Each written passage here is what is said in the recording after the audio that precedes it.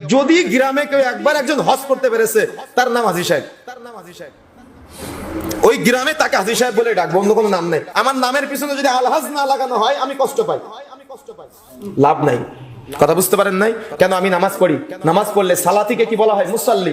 আমার নামের আগে আল মুসাল্লি লাগানোর প্রয়োজন ছিল না? সালাত আদায় করা যেমন ইবাদত, সিয়াম পালন করা ইবাদত, হজ করা ইবাদত। এই যে স্তম্ভগুলোর মধ্যে না, জানেন তো, সবাই তো জানেন। তো আমার নামের আগে তো আল মুসাল্লি লাগানোর প্রয়োজন ছিল। আমি তো কষ্ট পাই না, আপনি তো কষ্ট পান না, তো হজ করে আসার পরে কেন আল হজ লাগাতে হবে?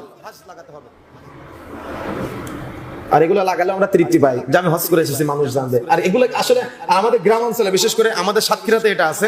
আপনাদের দিকে কি অবস্থা আমি জানি না। যদি গ্রামে কেউ একবার একজন হজ করতে পেরেছে, তার নাম হাজী সাহেব। ওই গ্রামে তাকে হাজী সাহেব বলে ডাকবো, অন্য কোনো নাম নেই। তার নাম বিলুপ্ত হয়ে যায়। অথচ মনে রাখার চেষ্টা করবেন, এই মুহূর্তে যদি আমার মৃত্যু হয়ে যায় না, এই মুহূর্তে মৃত্যু হওয়ার সাথে সাথে বলবে কি আব্দুল্লাহ চলে গিয়েছে।